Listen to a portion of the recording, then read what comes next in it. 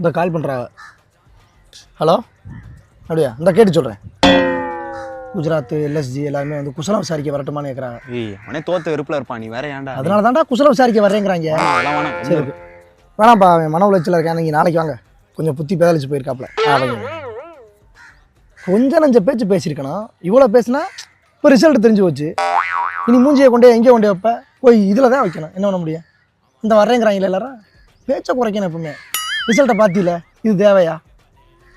பூவிலும் குளத்தின் மேலே கழிவு நீர் கலப்பது போலே நாத்தத்தில் படுத்தே கிடந்தாரே கடப்பார குழந்தை இருக்குமாயின் மேலே உட்காரும் ஈயை போலே சோகத்தில் பறந்தே திரிந்தாரே கடப்பார வாகாய் வாகாய் வாழ்கிறார்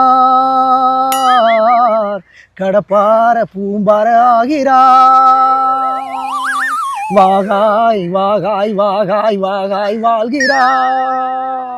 என்னடா என்னாச்சு? ஒரு அளவு தான் இல்லடா சொல்றேன்.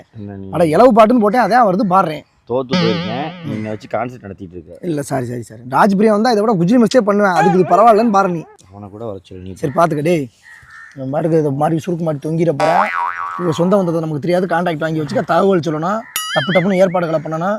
ஆனால் பார்த்துக்க, கூட இருந்து அவன் எதுவும் செய்யாத அளவுக்கு நீ தான் பார்த்துக்கணும். நான் பார்த்துறேன், ஓகேவா? இனி அப்படின்னு அவன் சிரிப்பேன், அது நமக்கு ரொம்ப டென்ஷன். ராஜ்பிரியா சிரிப்பேன், ராஜ்பிரியா சிரிப்பான்டா, அது சொல்கிறேன்.